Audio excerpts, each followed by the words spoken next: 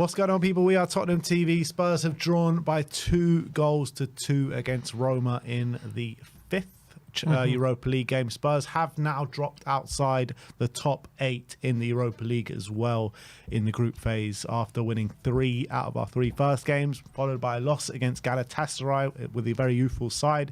And today was a very strong side, very strong Tottenham side playing against Roma at home. And you know what? For the first half, we played pretty well for the most part. You know, we took the lead early with a Sonny penalty. Really well won by Pape Matar. And after that, we kind of like reverted into our shells a little bit, and Roma really came at us. They got their goal. They got another goal, which was called for offside, and they were really on top. And then Spurs really did take initiative in the game and took control of the game. We got our goal, and we probably should have had a whole lot more, to be honest, before the end of that first half. And I think that's ultimately what's ended up killing us in this game, because we couldn't come out in the second half. Towards the end, they were building up pressure, and the pressure finally told, and they got their goal. But it's always going to be a tale of missed chances, because that game should have been put to bed in the first half. Yeah, we should have been out of sight with the level of chances we created before the last 15 minutes or so. I think Ange will be very frustrated with how profligate we were in front of goal and decision making sometimes, especially we had like a 4-on-2 at one point. You know, got to be making a chance out of that. Obviously, Solanke hit the bar late on as well. You know, Solanke had that shot when he should have just laid it into Maddison. These moments obviously ended up making the difference. I think we played some beautiful football at times. Started the game really strongly, as you say. Papsar getting that penalty in the first 5 minutes. But to be fair, after that period, Roma did definitely get back in the game. Dybala was running the show. He was picking up all sorts of positions, and we really struggled to contain him. And he ended up assisting Ndika for the equaliser with a really good free kick. He obviously had that little dink to El Shawari, who volleyed it home, but luckily for us, it was offside. One of 3 offside goals that Roma did have on the day. And it looked like Roma were getting into the ascendancy, but Tottenham did respond in that first half. Brilliant team goal between Sarr, Decky and Brennan Johnson. And once we took the lead, as you say, lots of chances. Brennan had a shot off the line. Decky, Solanke had the follow-up, which was saved. Decky then hit the post. Son hits the rebound over the bar. And at that point, you know, it could have been a case of how many at that point. And going in at 2-1, it was disappointing because you know we should have been a lot further ahead. We didn't really come out in the second half in the same way, albeit, again, we did have chances in that second half. I think we did contain Roma fairly well for large parts of that second half, albeit they were definitely the ones putting pressure on us in terms of possession. They were finding all sorts of spaces out wide. We did struggle to contain the wing-backs, Angelino and Celik, and then it was Zaluski who came on.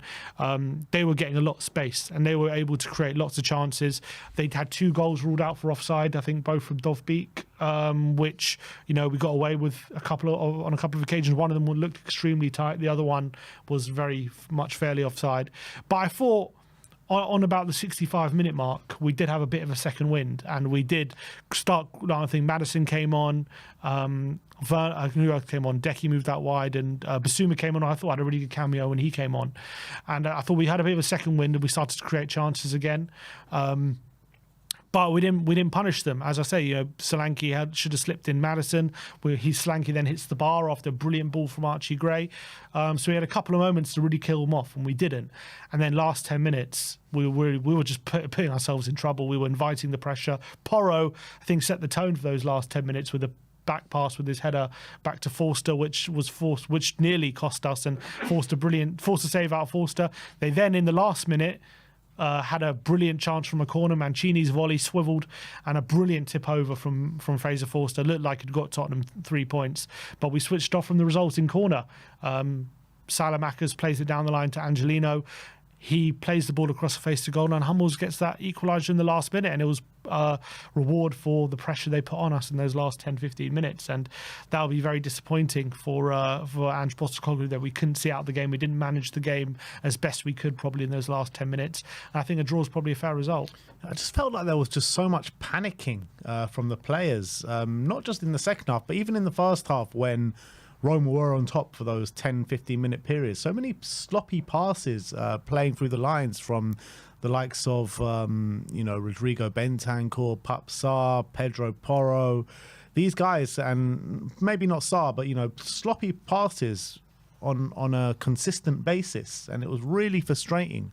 Once we did get a hold of the game and we were on top, we were dynamite. We really were dynamite in that first half with the likes. Brennan Johnson was brilliant, Sonny was brilliant, and Kulusevski was near unplayable. I mean, these three players, they were just taking the game to Roma. They didn't know how to deal with it. They didn't know how to handle it. And it's just such a shame that we didn't get more goals towards the end of that first half. I said it at the time. I said it in the watch-along. We don't want half time here. The longer this goes on, the more likely it is we're going to score because we were really in our groove. Half-time did come and we just can never find that same kind of momentum, that same rhythm in our play in the second half. And I thought Brennan was quiet in the second half. Kulu was quiet in the second half. Sonny was also a bit quiet in the second half. The only players I would think that really improved from the first half to the second half was maybe Dom Solanke, who I thought definitely improved because I thought he was actually poor in the first half. And Bentancur, who I thought improved as well in the second half. But apart from that, you're looking at our attacking players, they all went kind of missing in that second half. And it was really frustrating because the game was there for us to be won. We had them. And we just let the game slip us by. And Pedro Porro in that second half, the amount of times he was giving the ball away, oh my God, it was so frustrating. There was one moment where he tried to pass it back to Fraser Forster, and that was nearly a goal. And just time and time again in that second half, Pedro Porro was just playing us into trouble, and it was just so frustrating, man. Yeah, and look, it's not like Roma didn't have chances. They did have some moments for sure, even before the equaliser, that they could have got back in the game. It was definitely coming in those last 10 minutes. We didn't manage the game well enough, and I think there's a myriad of reasons. Probably, I think inviting too much pressure on us. I think in the final third as well, chances to kill the game off, and it just seemed as though we thought 2-1 was enough, and we sometimes weren't picking the right options, a bit too casual when those chances fell to us, and we paid the price for missing those chances. We had an XG on the day of 3.6, which is very high. With that level of chances, we should be putting a lot more of them away. But on the flip side, we did also concede an XG of 2.36, which shows Roma also had their chances and also were creating lots of chances themselves. So I think it's a tale of not killing off the opposition yet again for Tottenham, and it's a tale of not managing the game as best we could, I feel. And I thought the subs came on and brought a bit more energy into the game, but we panicked a bit in those last 10 minutes. We didn't play our football, and we allowed Roma back into the game. And to be fair to Roma, I'll give them credit, 'cause I thought they did play well on the day. And they came to our ground, and obviously Ranieri did get a bit of a reaction from them, and they were playing some good football. They were tough to play against. They were quite creative in the front third, and they're so wide with their wing backs, and they were tough to contain. But I thought in the most part, when we were in our periods where we were being composed on the ball and playing through Roma, they couldn't really contain us, and we were opening up at will, it seemed, and we have created so many clear-cut opportunities to kill the game. And I think we rue those missed chances, unfortunately, and the consequence of that is we have dropped out the top 8, and now it's a massive game against Rangers, because Rangers sit at one place above us now with that, and we go away to them in the next game. So it's really a big game to get back into that top 8 now for us. It is. I just feel like we got what we deserved today. We really did. Like, you can't just play well for 25 minutes. Like, let's be real, right? Over the stretch of 90 minutes, we only played well for about 25 minutes of that game. And you can't play well just for 25 minutes and expect to take the 3 points. Like, Roma came with a game plan.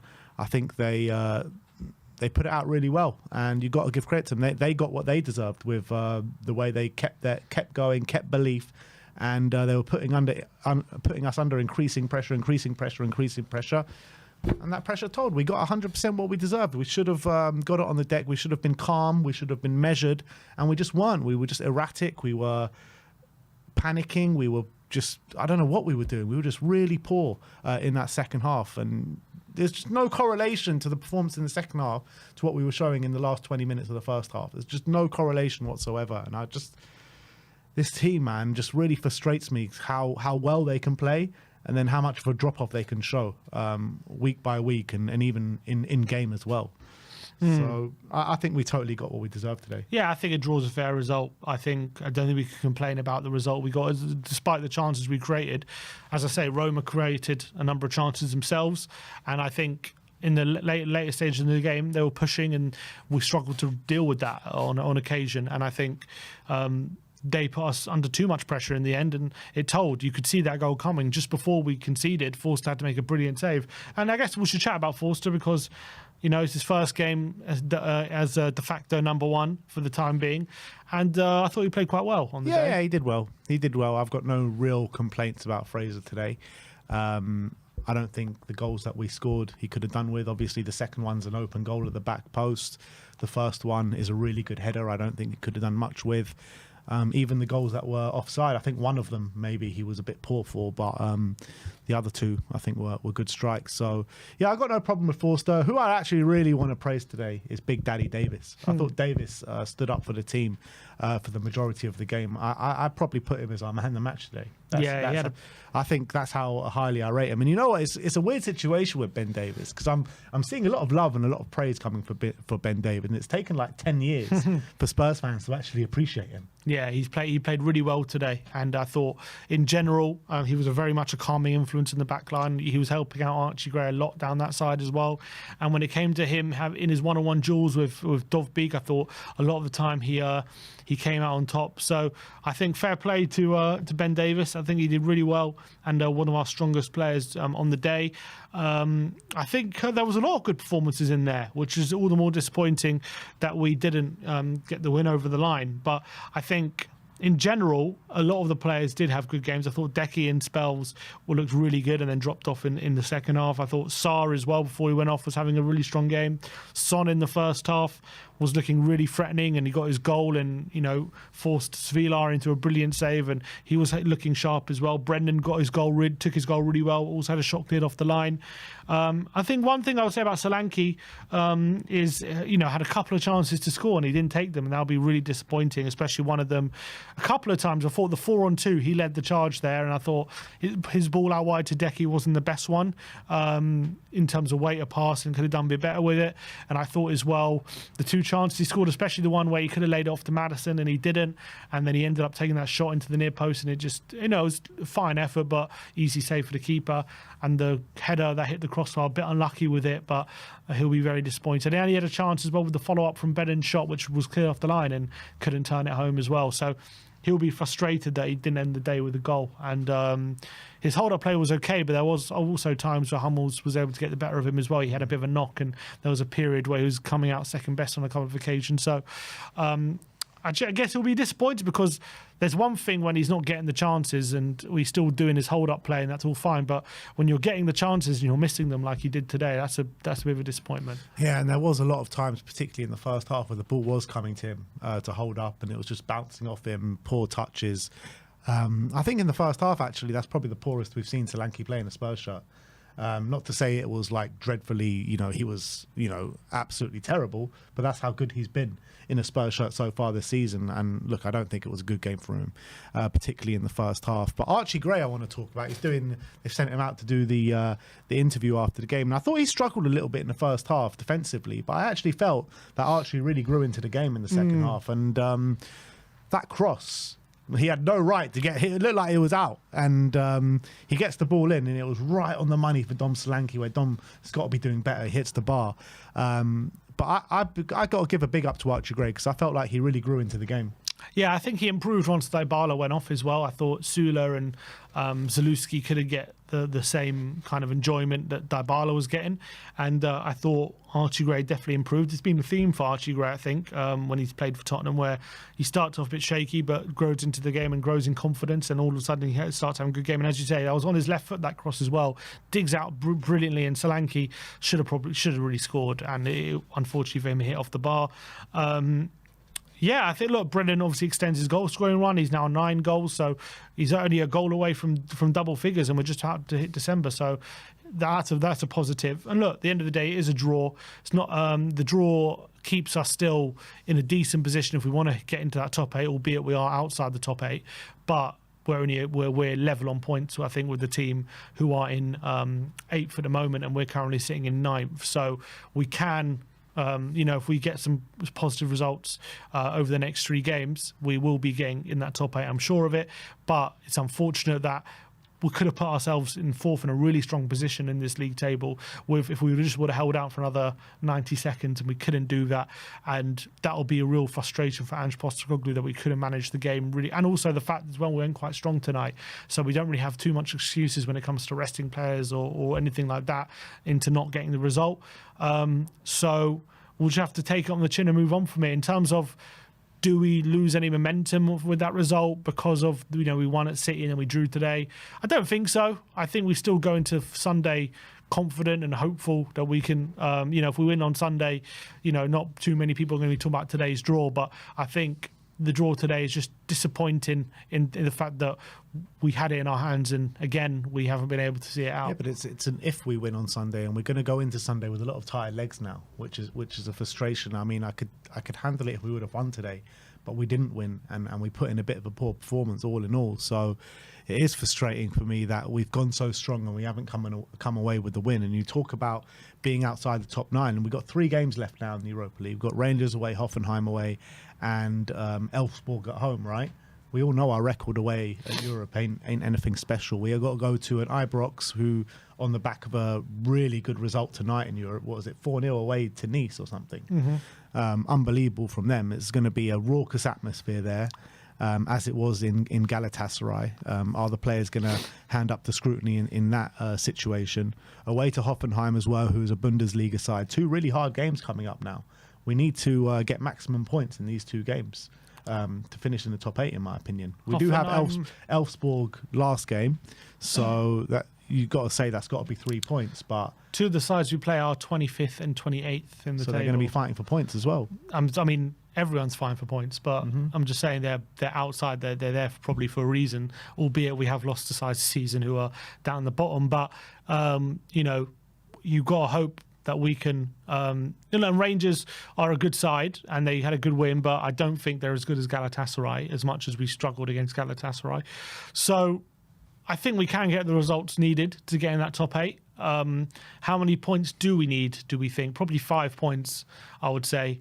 2 wins out of 3, and we get in that top 8. Yeah. Elfsborg, we should be beating. Elfsborg and one other. And then we need to win, or 2 draws, essentially, out of those 2 games. So, I think I wouldn't say it's a tall order to get in the top 8. We're still right there, albeit we won our first 3 and we had now dropped points in the. But that's the frustrating thing, because after the first 3 games, right, we're all saying top 8 is nailed on. Top 8 is nailed on. It's not so nailed on anymore. No, it's not. Don't know where that noise has come from. Don't know what's going on there. It's not as nailed on as it was after the first 3 games. But I still think we're in a strong position, I think, in my opinion. I still think we'll do it. And I think it's important because you don't want those extra games, I would say. Yeah, I agree. It's very important to finish in the top 8. But look, very frustrating day, drawing when you're winning all the way till the last kick of the game pretty much. We've got to take it on the chin. We've got to move forward. We've got a big game on the weekend against Fulham. And let's hope we can take 3 points in that game. I'm back on the watch along for that one with Amir Sim back in the stadium. But that is your instant match reaction. We're back on the fan show very, very soon. So stay on this stream and you'll be redirected to the fan show. It's your chance to have your say. And I can see one guy in the chat who's definitely going to be having his say very, very soon. So we'll see you all soon. Like, subscribe and comment. And as always, come on you Spurs.